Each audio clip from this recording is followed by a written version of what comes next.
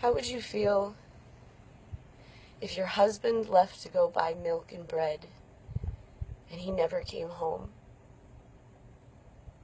How would you feel if your daughter was shot in the eyes with a pellet gun and now she'll be blind the rest of her life? How would you feel if your sister was raped by a force that was occupying the streets of your town, your city? How would you feel if you couldn't go outside without the risk of death and being murdered? Because that's exactly what's happening in Kashmir right now. I don't profess to have all the facts and know the entire situation, but what I do know is that this is wrong. This is a crime against humanity. The Indian military is oppressing, abusing, murdering, raping, torturing the Kashmiri people. For over 70 days, there's been a curfew. They're not allowed to leave their homes without risk of death. The internet has been shut off. Communications are being limited and controlled. People living in other countries cannot reach their families during this time. This is an awful time in Kashmir. I think the death count is now somewhere around 80, and the number of injured is somewhere around 12,000. That makes it over 150 people being injured every single day. I don't profess to understand all of the history and the situation, but what I do understand is that this is wrong. If you've seen my old videos, in my old studio, I had this carpet, this Kashmiri carpet. I made a couple of videos where I was laying on it and talking, and I had the wonderful experience of being in Kashmir for several months in total, and visiting these villages and people, and I met this family, and that's where I bought this carpet from. We sat on the floor and drank kava tea.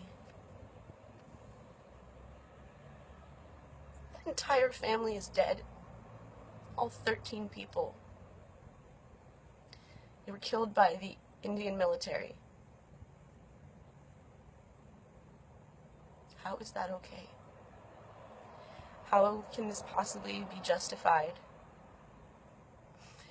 More violence is not the answer. Hurting people is not the answer. Causing more harm is not the answer to resolving the situation.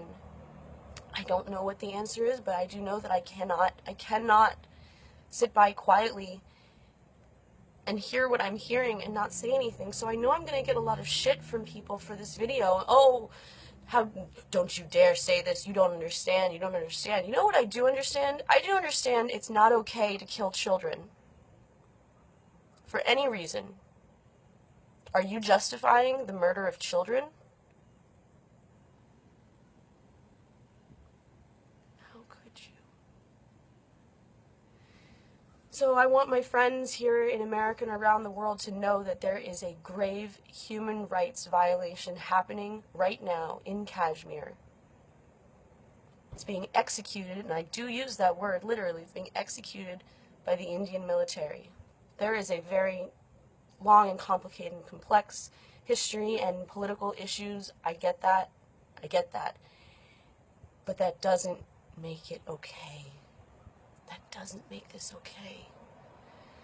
So I don't know what the answer is, but I know that turning a blind eye to the situation is not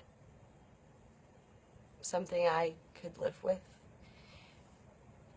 And I want people to know, people need to know that something is not right. The cries of the Kashmiri people need to be heard. So what can we do?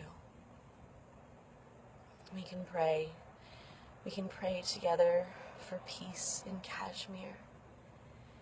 We can pray for the children. We can pray for the families. We can pray for the young people who are losing their lives every day. Most of the people who died are under 18.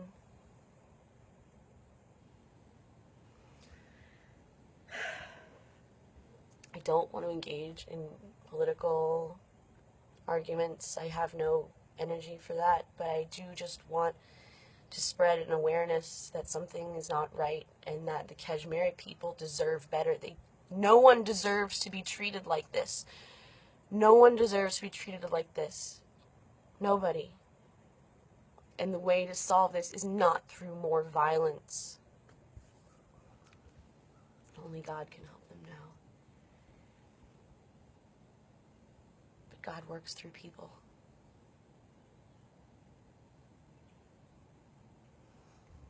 So, I love Kashmir. I love the times that I spent there. I love the people that I met. Just as I love India and the times that I spent there and the people that I met. My wish is for reconciliation. It's for healing. It's for a new era. Why not? This is my prayer. This is my prayer. My prayer is for peace in Kashmir. All right. I send my love to you all, wherever you are, whatever you believe. And just be grateful. If today you can walk outside and go to the store and buy some food for yourself and your family, you're very lucky. Because the people of Kashmir do not have that luxury. So, please join me. And together, let's pray. Let's pray to God, the God of our understanding, whatever that may be. Let's pray to that power greater than ourselves for peace in Kashmir.